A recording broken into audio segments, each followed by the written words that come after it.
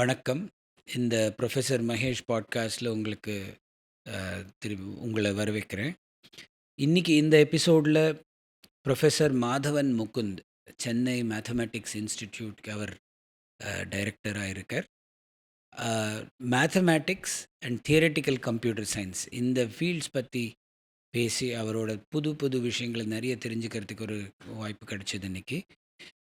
Mathematics கிராஜுவேட்ஸ்ல வந்து ஒரு இன்ஹெரன்ட்டா analytical திங்கிங்ன்ற ஒரு ஸ்கில் அவங்களுக்கு கண்டிப்பா அது அ டெவலப் ஆகும்.